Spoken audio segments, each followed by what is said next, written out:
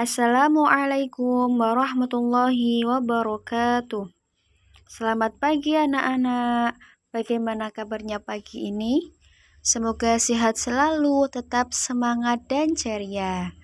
Nah, mari kita awali pembelajaran hari ini dengan membaca basmalah. Bismillahirrahmanirrahim. Nah, hari ini kita melanjutkan lagi yaitu bab kedua, yaitu tentang surah Al-Ma'un. Mari kita mengenal identitas surah Al-Ma'un. Surah Al-Ma'un merupakan surah ke-107 di dalam Al-Quran. Surah Al-Ma'un tergolong surah Makkiyah. Karena apa? Surah Al-Ma'un diturunkan di kota Makkah sebelum Rasulullah hijrah ke Madinah. Nah, surah ini terdiri dari 7 ayat. Nah, kenapa sih surah Al-Ma'un diturunkan?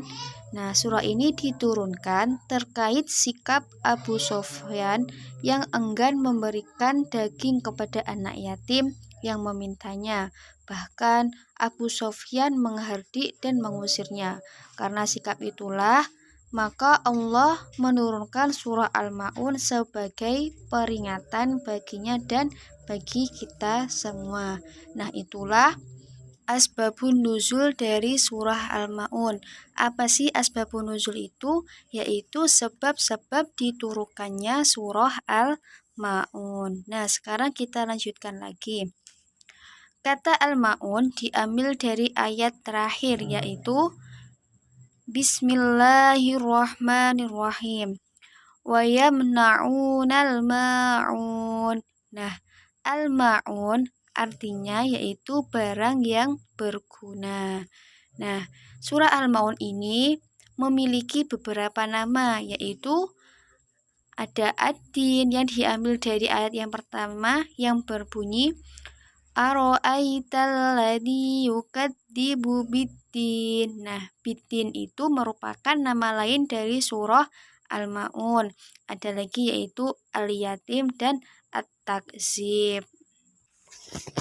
Nah, mari kita mendengarkan dan melafalkan surah Al-Ma'un berdasarkan makhraj dan kaidah tajwidnya. Ditirukan ya.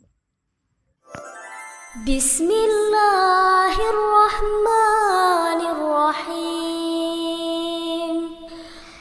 Dengan menyebut nama Allah yang Maha Pemurah lagi Maha Penyayang. Ara'aital ladzi yukadzibu biddin. Tahukah kamu orang yang mendustakan agama? Fadzalikal ladzi yad'ul yatim. Itulah orang yang menghardik anak yatim. Wala yahuddu ala ta'amil miskin. Dan tidak menganjurkan memberi makan orang miskin. Fawailul lil musallin. Maka kecelakaanlah bagi orang-orang yang sholat. Alladzina hum an sholatihim sahun. Yaitu orang-orang yang lalai dari sholatnya. Alladzina hum yura'un. Orang-orang yang berbuat riya. Wa yamna'unal ma'un. Dan enggan menolong dengan barang berguna.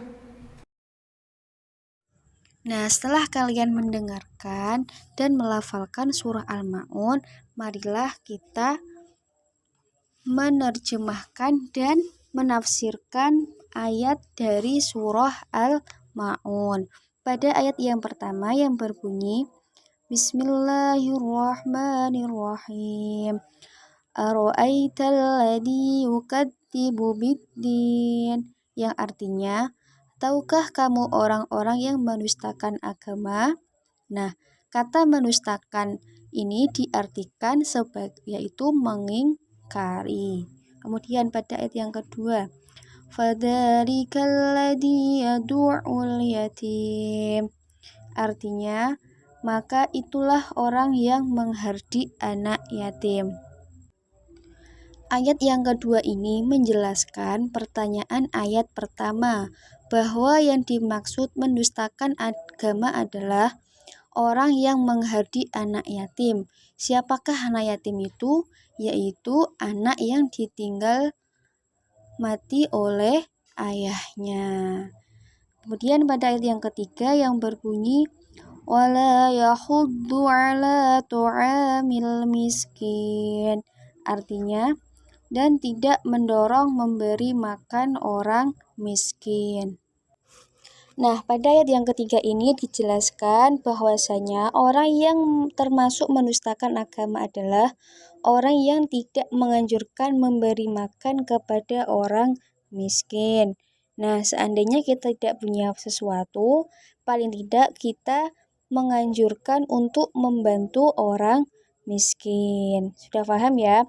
Nah, sekarang kita lanjutkan lagi pada ayat yang keempat yang berbunyi fawailul lil musallin. Artinya, maka celakalah orang yang sholat. Maksudnya apa?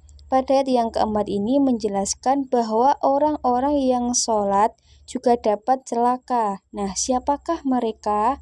Dijawab oleh ayat yang kelima, yang berbunyi alladzina hum 'an sholatihim sahun. Artinya, orang-orang yang lalai terhadap sholatnya. Ayat yang kelima menerangkan yaitu orang-orang yang lalai dalam sholatnya.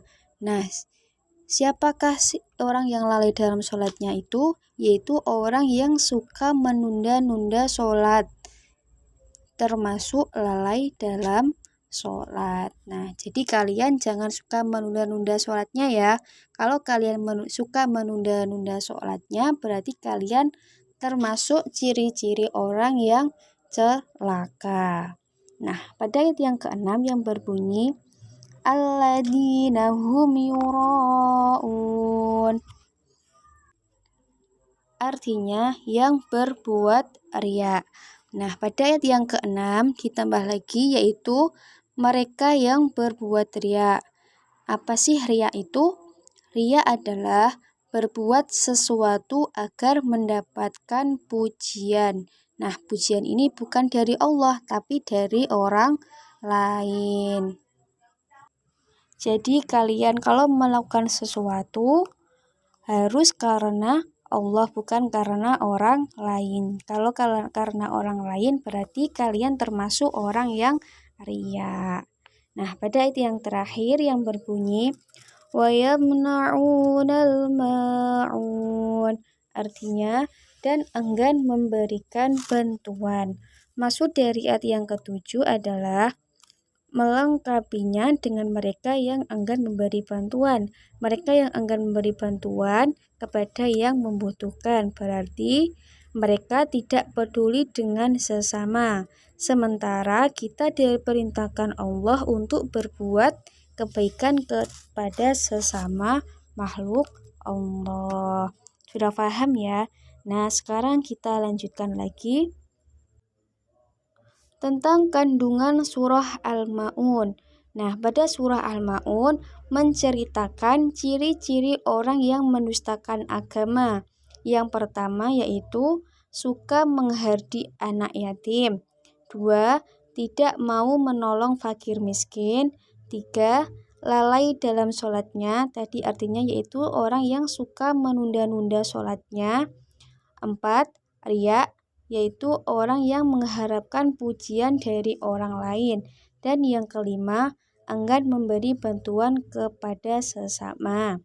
Bisa disebut juga dengan kikir. Nah, itulah kandungan dari surah Al-Ma'un.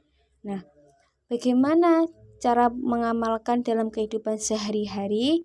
Yaitu yang pertama, beribadah kepada Allah Subhanahu wa Ta'ala dengan menjalankan sholat 5 waktu. Kemudian berhubungan baik kepada sesama makhluk Allah. Contohnya yaitu menolong sesama teman kita yang sedang mengalami kesusahan. Kemudian yang ketiga yaitu menolong teman yang lemah. Jika ada teman kita yang tidak bisa belajar atau kesulitan belajar, kita harus membantunya. Kemudian keempat yaitu menyantuni anak yatim. Dan yang terakhir yaitu memberi makan fakir miskin. Nah, itulah pengamalan surah Al-Ma'un dalam kehidupan sehari-hari. Semoga apa yang kita pelajari hari ini dapat bermanfaat untuk kita semuanya ya. Amin. Nah, jangan lupa surah Al-Ma'un dihafalkan dan dibaca berulang-ulang kali agar kalian cepat hafal.